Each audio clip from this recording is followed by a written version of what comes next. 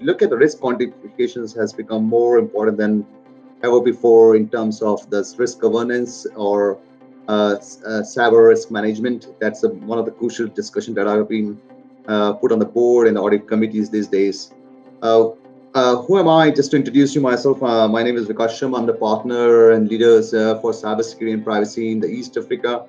Associated with the firm from past 15 years now, primarily looking around the cybersecurity and resilience practice. Uh, what I'm just going to just touch on, I'm going to just go very quickly around why are we talking about cyber risk quantifications? So, why this subject is taking a bit of attentions of the board, and what are we seeing out here in the market is like that. There's a slight sort of a gap in terms of where the board and the shareholders are really concerned around the digital risk and where the cyber professionals are putting up the efforts in terms of making sure the environment is secure. At the same time, so I think it's difficult to articulate right what the risk you are exposed to. We are all hearing these days the news around emerging attacks which are coming up, zero-day vulnerabilities which are coming up, and how organizations are really ready in terms of protecting the assets from those risks. But when we talk about protections, it also comes at a cost. And I think where we just face challenges in the business where you can't articulate the spending of what are you spending on cybersecurity and what risk you are protecting. Is it there some alignment in that, or we are just spending in some tools? That's one of the questions which are coming up. Obviously, we are also seeing from a time of the COVID that the business environment has really changed the landscape from four boundaries to working from home to remote locations to different geography. People are working and they're connected to the corporate assets. So it really brings up a different landscape of what we're trying to protect. With that in mind, I think the question which is coming back from the board is like that. Our conversation to clients uh, are we really getting something in terms of the investment that we are putting on, and how do we make sure that we have some mechanism around to ensure that while the business is moving toward the growth and innovations, and we are investing to secure those assets, we have a right process in place. We have a right way to manage and monitor against what we are trying to protect our organization from. Very important aspect that comes fall under also is like that where the questions become more trickier, where when being asked around what is the spending that we are doing on, so how can we just qualify or quantify in terms of any dollar value that we are spending against what the return of investment. Now that's a bit of a challenge, as cyber or digital has always been a challenge in terms of the sunk cost, whereas we are not able to qualify in terms of what are we trying to protect ourselves from. We hear new technologies, defense mechanisms in place. We put in place some cyber resilience program. But if I look at from a point of any audit committees or any board where they are very easy to qualify financial risk or any operational risk in numbers or dollar values, we find it a bit of a challenge in the way we do in terms of our cyber reporting, or also in terms of like that, is this something really we are not spending enough for, which could might affect our growth and strategy in the direction we want to go. And finally, obviously that investment that we are putting up, what does happen and when I invest and when I don't invest? If I risk my business or de-risk my business, how does my look like the risk postures? Is this something that we can really articulate well and clear, rather than putting as a projects that we put in place for information protections loss, or in terms of like protecting our external internet facing parameters. But all this being said, where we face the problem is like that we cannot qualify from a dollar value. Now that's the question which is keep on propping up to say that is that conventional methods that we have been doing over the time, is it really good enough or not? If I jump to the next slide, which is very important for me to say, what is happening in the landscape, and if you look at from a PwC in a Harvard Business Review survey that we just did last year, it goes in line with our digital trust insight. It is saying something very key messages. So what are the messages that we are coming across like that? We are saying that boards are really concerned, but I think where they are facing the challenges is like that they couldn't find a way to measure what risk are we at, how are we managing those risks, and how can we quantify those risks. There's also something, a lack of informations that they are not able to get timely in terms of a lot of intelligence data that we have, which has been very much left at the tactical and operational level. but we are not able to cascade it up in terms of what are the qualifications around those data to really qualify in terms of the dashboards and business measurement around to say, if we don't take care of those risks from those emerging cyber threats, what specifically can happen to your business and what does it bring in terms of the overall impact to your business, and what is specifically to the sectors or the organization that you are in. Some of the cases is happening also very demanding in terms of like where we are seeing like where organizations, especially in the financial services, they are also under the very much pressure from regulations to really look at in terms of what are they really doing in terms of building that sort of resilience. There's a lot of at risk as an organization to give that trust to their business partners. But if I go back a step further, do we have some mechanism in place to monitor in terms of the investment that we are putting up to protect ourselves? So if you look at the three box right below out there, it qualifies two things. Obviously, we all know that cyber risk has become one of the key risk factors for a lot of senior executive and ESCOs. It really impact in terms of in light of recent breaches or ransomware attack. You see how much it can really disrupt a normal course of business. And thirdly, obviously, is becoming more and more of a compliance risk from where regulators are putting pressures around the digital channels in terms of the adequacy around the controls in place, at the same time information sharing that are happening between the regions to the international community, how far you're in compliance to those standards. But at the center box, if you see where the problems arise is in terms of we are not able to get some sort of insight around right information to take the right decisions in terms of what are we anticipating can go bad and how are we preparing and responding to those incidents in a timely fashion. And so where it comes up is it basically comes boiled down to the same equations. Are the traditional risk management approach is going to be the same methods that we are going to going to use forward, or we need to change some model? And I think that's where it comes to this qualification of data-driven risk management. And what does data-driven risk management mean also is something I'm going to touch on the subsequent slide. If I move back, if you look at some of the things that are also happening around is when we look at the surveys and what comes out of it, and it's very important for me to highlight, the data-driven risk management has become one of the topmost investment for the CISOs since this crisis took place. But if you see how many people are really taking that on board in terms of putting up this investment right and whether they are focusing on the right areas is almost like 50%. So what does it articulate to? So we are putting our investment, but are we investing in the right areas? That's most important. Is this something that is aligned to where the business is heading, or is this something that we heard this technology is the right technology to protect us? At the same time, if you look at the business models are changing from diversification to digital strategy to making the decision making for merger and acquisitions, uh, what does it happen to our overall strategic outlook around whether our risk is aligned to what the data is giving us the value out of that? More and more, what we are seeing that focuses on the remediations and risk mitigations rather than risk assessment. So what we're really looking up in terms of do we really know what we see as a risk to our organizations? Do we have some mechanisms also in place to monitor in terms of our spending patterns and how that monitoring has been done in terms of any investment that we are making and how effective that program is coming up? That's very of the key aspect that is coming up. Most importantly is like that when we are putting those injections on any new digital project, what sort of investment are we really doing? And if we don't do that rightly, what can happen if things goes wrong? Most importantly, if you see that today is also quite a lot around new emerging technology, and there also the question is coming around how sort of business and technology resilience we are trying to build up in our environment to ensure that we are really taking care of all the controls that need to be put in place to build that trust around our whole ecosystems.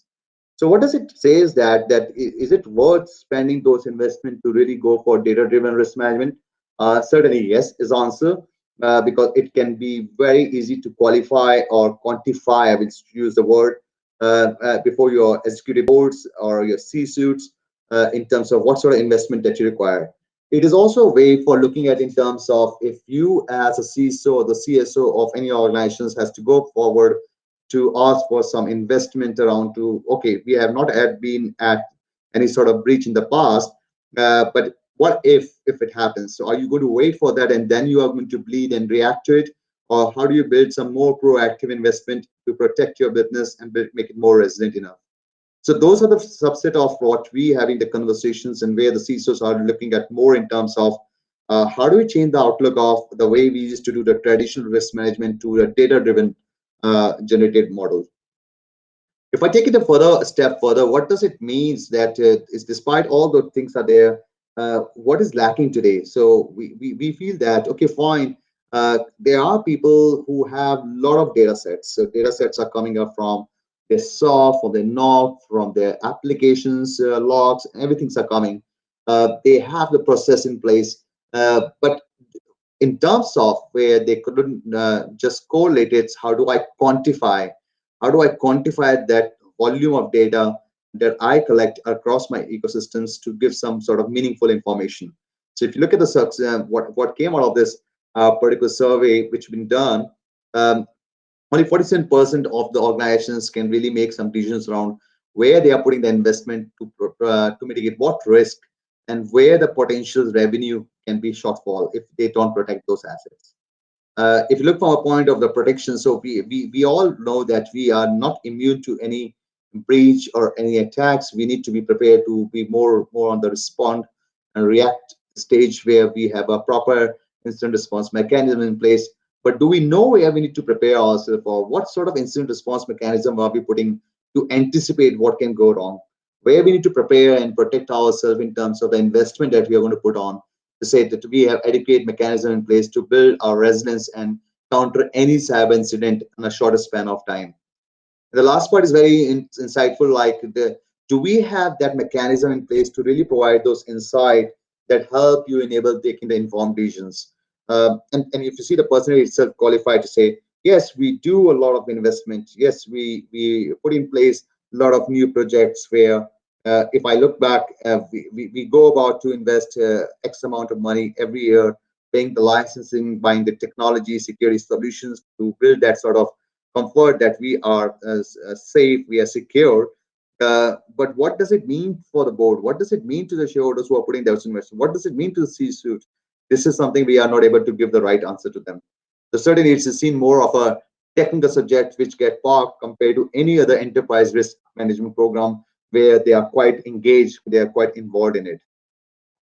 If I take it a step further, like all these things are fine, but what are we seeing out here? Like, um, if we have to go back there, what we really need to do is like that. I'm going to build up some sort of scenarios of it. What does the data-driven risk management means to you? If I have to quantify in case of the numbers, it's a dollar value we are talking about. What does the C-suite and a board member want to hear is the dollar value? Can we qualify to say what dollar value you are at risk? And what you really requires to say what controls, what mitigation that you need to put in place to really reduce that exposure factors. So if I take it a step further in this particular example, if you see that, what are we trying to do here? If you look at the topmost part, it says that if I look at my risk exposure, if I don't take any capabilities within my organizations, how does it look like? It looked like $297 million of risk that I am exposed to. But if I look at my current capabilities that I have put in place by putting some sort of technology rule sets in terms of protection technologies, in terms of detection technologies that we are putting up around, I've been coming up to the point of that they get to mitigate it. So still I have exposure. What does it mean? It qualified to say that I am still at the risk of 111 million of that.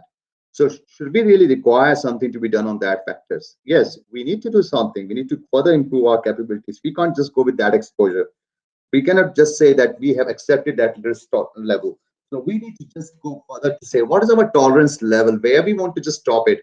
And we come up to say that, okay, we might have to implement such and such program, which might cause that, but our exposure, because we are able to qualify that earlier, it is only $9 million exposure.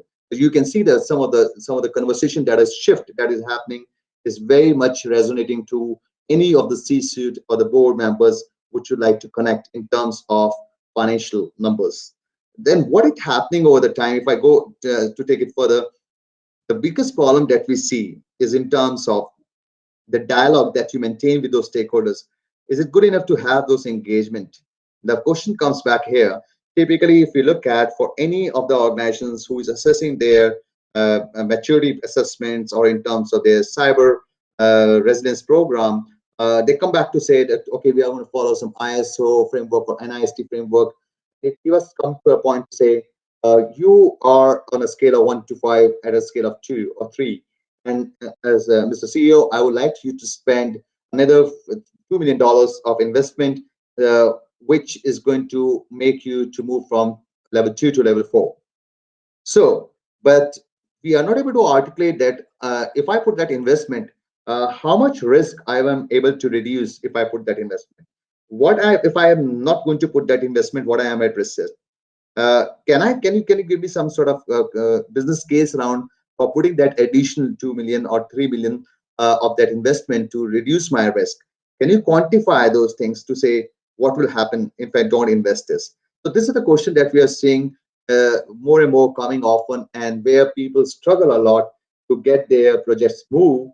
Or cyber, if you ask what portion of cyber investment is proportionate to your IT investment on an annual, some people say it doesn't qualify more than 3%, 5%, 7%. What does the industry spending look like? It varies from financial services to hospitality or a manufacturing or distribution. But what typically we are seeing out here is 7 to 8% of the total IT investment is something that is what you are spending. But on what factor are you coming to say that? So sometimes I am seeing that some of those CISOs, some says, well, how much your organization spend on security? How much we are the same nature of the business, and you will see that I have come across some situations where organizations of same size, same nature of business, some of them are doing the right things because they have a right way to qualify the conversation with their board, because they are qualified in terms of the risk that they are exposed to and how and what they have to do to protect themselves against. So that's where the things become a bit different. Now, I talk about what imagine if you can just show that. But what happened? What if you need to go a bit further than to say, if I have to put that investment and what happened to that after that? I have to put that investment. So if I'm putting this, what my project value look like and how much this project is going to be costing me. And if I look at in terms of the exposures versus the investment I need to put on, what does my net benefit to cost ratio look like? Now, this way, what is happening, it's really helping the management to take a call to say, should I invest rightly? Because what I'm seeing, I'm going to be fined against the regulation if this information get exposed. The trust among my customers can be at risk. So it's a bright business case for me to say, how do I take that particular initiatives or investment that I need to prioritize to really take it, or should I just park it us out? Now, what happened also, it's also come up to a point to say, if you look at any maturity program, you come back to say you need to invest on 10 different projects, X amount of dollars. Now, question come back, which, and I think my personal experience has been last week too, talking to one of the client, where they say, it's good that you put up a list of those initiatives to be done, but can you just please qualify to say what is immediate needs that we need to put on, prioritize ourselves, that this is something which we need to invest on. This is the must to have, and those are the areas which is good to have over the period, but it's not something that you need to put and inject money straight away. So here you can pull up something to say what risk you are, which project need to do, put in place, and what is the benefit to cost ratio against this project. So it provide a very clear view of what decisions making process become. Right. Now somebody will say that, okay, fine, that's very interesting part of showing this nice GUI view of dashboard. And is this the answer? Is this really the answer to say what am I really look at? Or where the real time, I think where the real time just go about is to build that data models. It's like the Euphoria or the Ethiopia of the CSO are looking at in terms of the real time investment environment, that they can collect that data set and can provide those better understanding to the management about their own environment. And so if I take a dip further than that, what we are seeing out here, if you look at the quantifications mechanisms, how you start building up your capabilities, it has a three-ways approach, from crawl to walk to run. And what does it mean, in fact, in terms of crawling to walking to run? It's the simple things. What it's saying that a lot of organizations are still in the initial stages where they don't understand the concept. So what we are talking about, first of all, do you know what information you have within your environment? Do you know where the data sets are? So some of the organizations may be having data coming from the SOCs, some from the IT environment, some from the third parties who are providing. What it is look like, or what sort of basic framework you have in place, which give you a level of confidence that you can have some sort of data set. When you start looking at that, that data set is more of a qualitative assessment. And if you see, qualitative assessment can say, oh, we see ourselves in the band of high risk, 50% is high risk, 20% is medium, and the rest of the 15% is a low risk. But where things get loosened around is we cannot quantitative take decisions on those things. What does it mean to me? So can I really build some models around to say, how do I put some hard numbers against that to really give them some touch around what it dollar value look like? And then as you move on, you can really know that your data sets are becoming some more meaningful in terms of building up your cases to say, we have a mechanism in place to qualify our risk, what sort of threat environment, who are those bad actors who are targeting us. Based on that, what are we trying to do? And we can just say, oh, those things are pertaining to my environment. I might need to invest X amount of money. And if I don't invest this amount of money, what am I exposed to? That's where these things become more tangible in terms of your discussion points. If I take a step further out of that, and I think this is something a very simple slide where most of you know about it. If you look any risk management, there's two things that happens. So you identify in terms of your risk, and then you just qualify against the impact and likelihood.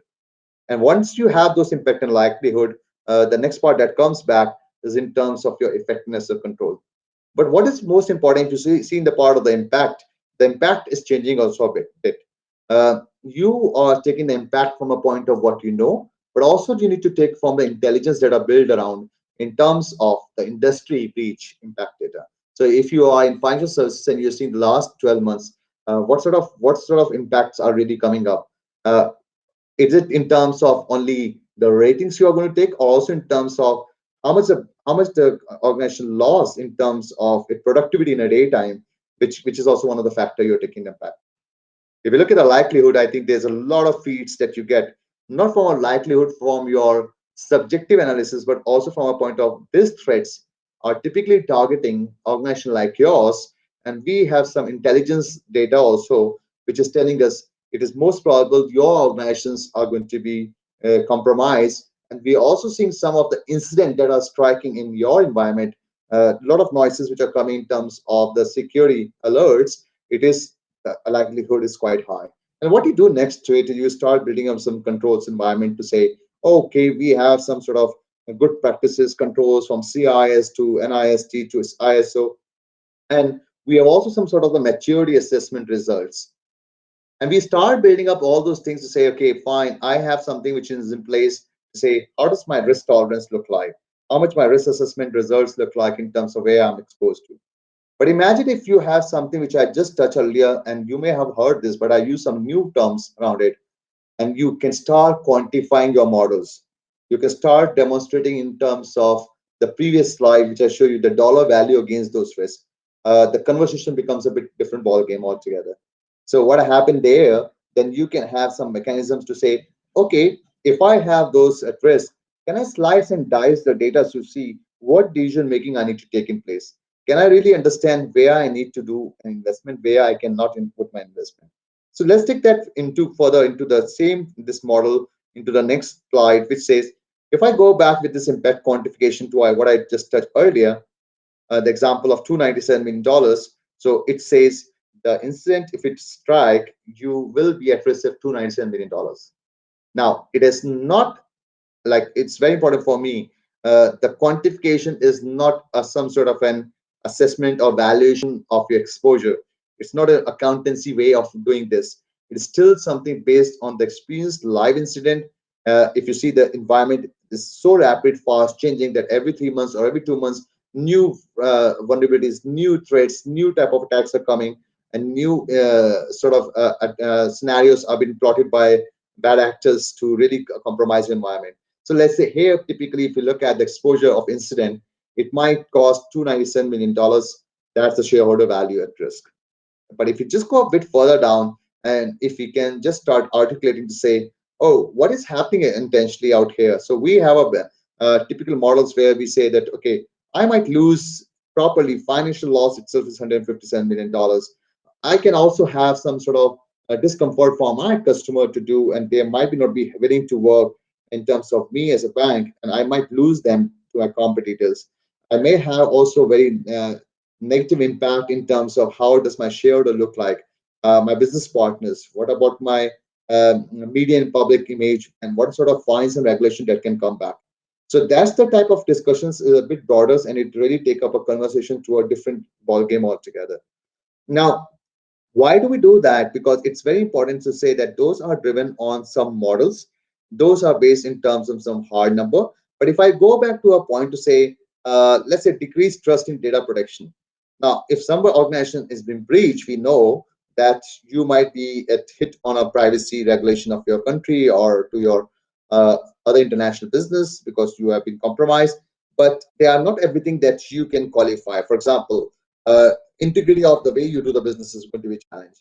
So those are some of the soft numbers you cannot get in terms of the hard value. So how do you go about with the soft numbers? In that case, you need to sit down with the business who represent that, and you really look do their relatively check arounds. What does it mean in terms of if these things happen? What does it mean in terms of your purpose? What does it mean in terms of your services not serving the customers? And that's where you start taking that conversation a bit broader again. What does it articulate like when I look at those things? Sorry for that. Okay, here we are. So if we take that, how does it look like together? So there are two things that happen. When I touch about the, if you look at my previous slide, if you remember that we talk about impact and likelihood, and if I go a bit further, but when you talk about likelihood, people used to say likelihood, okay, it's easy. So we have two way of looking at it. What threats and what sort of incident can really target my assets? Now, if I look at one thing which we never used to look after is initiation frequency and exploitation likelihood. What does it mean by initiation frequencies if I want to switch on? So initiation frequency is coming from where? You have a lot of alerts coming. So for example, if I look at the ransomware in this particular stats are there, and they you can see there are a lot of informations, alerts that are coming from your SOC in terms of the bad actors targeting your environment. You know the threats are quite high. And exploitation likelihood is going a step further to say, okay, what does it mean? How many times have we seen in our environment that type of things are happening? Have we seen in the on an average the requests are coming almost like such request or some sort of phishing or ransomware attacks are happening once in a year or twice in a year. So those are the typically things that we are taking more in a real case scenarios, and those are data that are coming from your own environment itself. Now we are not just judging based on what we know, we are also seeing in terms of what is happening in your environment. The next part is definitely is going to come back in terms of obviously you link up those things against the current capabilities that you have. So for example, here, if I look at from a point of ransomware attacks, which is the threats, which is through the, and the ransomware typically is coming obviously to blackmail you in terms of like, it's like if you don't do that, your information will be shared to any of the competitors and things like that. Then you look at in terms of your capabilities, where do we lack in terms of that? Is it on an asset management or my identity and access, or is it because people have been a soft target and their emails have become a soft target? Those training awareness is where we need to just enrich our controls much more broader. The next part, if you look at having those part of that, we try to go a step further. So we talk about the part of the likelihood, and then we go back in terms of the control effectiveness. What does the control effectiveness says? And this is where we need to be also very careful. When we look at those threat scenarios and we say those controls are there, is it the current capabilities today? Or we are saying if we put those type of controls, my exposure is going to go down, my effectiveness scoring is going to look different. So I think we need to take care of both type of things. So what are the proactive and reactive ways of controls that we need to have in place? And obviously putting in place those controls comes at a cost. So what are those costs? How those controls are bind together to link up with potential projects? Do we have that mechanism in place? Do we have a mechanism to say if I put that particular project, what does my total capabilities or the maturity of my whole environment will look like? And which controls might be have a potential impact on my particular project? So if I bind the data loss preventions together with the digital right management, for example, so what I'm trying to do, I'm just protecting the information from a point of the intellectual property, so people cannot just manipulate the information. At the same time, I'm also managing with the concept of BYOD, where people are sharing this information, but I have a traceability of that this particular sensitive information is not going out of my environment. So I'm doing two purpose with one way in terms of legitimate of the informations, so that it's genuine. It is something cannot be tampered. At the same time, I'm tracking it in terms of it movement within my own organizations. So having said that, all this what it is basically coming up to that. You look after your controls, effectiveness. You have your assessment program, and you come back to say, how does it all fit together? And this is where you come back to say, oh, if I look at, for example, if I am really going to look at and I need to see my networks are flat, and one of my particular project is going to be network segmentations. Now, in network segmentation, you will come back with set of controls, which might be addressing a lot of your gray areas. But obviously, what else is going to relate to it? Which capabilities is going to be affected? Is it on asset management? Or obviously, the identity has to be managed differently when we are going to segment our network. So having said that, what it really bring up all together is a couple of things. So if you look at data-driven risk management, which is becoming more of a things, there are two things happening. Obviously, the way you do your impact, your likelihood, the control effectiveness, at one side, which is quite interesting to say, it bring up all things together. But the most important part is it do some sort of risk modeling based on some valuation engines, based on some risk logic, and what does it really bring up back to you? Couple of things. If you look at the right side of it, you can really profile your risk. You can really put the value to those risks, and this is where things are going to become more interesting for your conversations with your management to get your projects approved in terms of which are my project which needs some prioritizations, because those are linked to some of the key assets. Why I'm talking about this particular risk, because I can qualify to say we can see the exposures, those threats are around surrounding environment. We can also see the incidents are coming, and that's why we need to those risks become quite high. We can also say where we need to start building our capabilities more stronger, rather than just following a framework and we say we are just going to invest this, but we don't know how to just qualify this. So one of the prime things that I always bring up to the attention is, okay, fine, you can do that investment, but still the question that remains unanswered is, so what? I have put those money, I have put those investment on those initiatives. You asked me to buy a monitoring solutions, I bought. You asked me to look at the email protection solutions, I did that part. You asked the 24/7 monitoring, we did that. Privilege access, we did that. So what? What does it mean to me in terms of that? Do I really know where my capitals are being getting allocated? Do I really evaluate in terms of if I am putting that investment on security project, how do I can assess my returns? How can I really know in terms of what that investment has been key enabler for me to protect my exposure? And obviously, the last but not the least is on the risk and performance, which is also very important to say, okay, if I look at this particular aspect of where we stand, how does it look like in terms of what are my performance look like? Because metrics are important. Metrics are important, but it also important that what are you reporting on those metrics? So if I, sorry for that. So if I take it a step further, and you look at, and we combine the stories, look at in the practice, what does it look like? If you look at this particular diagram, which is a very clear understanding of any organizations that put the cyber risk management and the governance, obviously they put up very nice policies, they have governance process, how it is going to be operating, staying committees. We all set all those roles and responsibility, we define some sort of metrics, but where we lack around it, which is again, I'm coming back to the same word today on quantification. So I'm not able to qualify to say, okay, if you look from a bottom up layer, I've done my assessments. I've done my assessment to say, where do I stand today? So I can really look at those feeds. I have my other frameworks which are feeders to me to say what controls I need to apply. I have my risk and control library, but what I am just really not be able to say, based on that, I can see what my risk appetite look like. But what I'm not able to say, can I really monitor in terms of those risks and controls that I'm putting in place, and how does it look like overall? So these discussions are happening much more often nowadays, and the C-suites who don't understand the cyber, they really want something to be more tangible. So if you look at, for example, it's a very sad part of the cyber industries that we are in. We most of the time we give them more qualitative assessments, which is on high, medium, lows, where you are at risk. 30%, 40% you are at risk. We tell them this controls is effective, 25% controls are effective. We also told them, so we can say, if you report on a matrix, a percentage of endpoints which are being detected and monitored.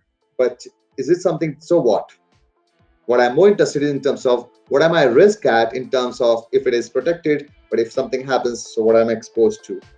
So those are things which are becoming more and more. The one of the key things which I want to also finish off to say, very important part of the data-driven risk management is, if you really need to take it to back to your organizations, there are three things that you need to see from the other person's shoes.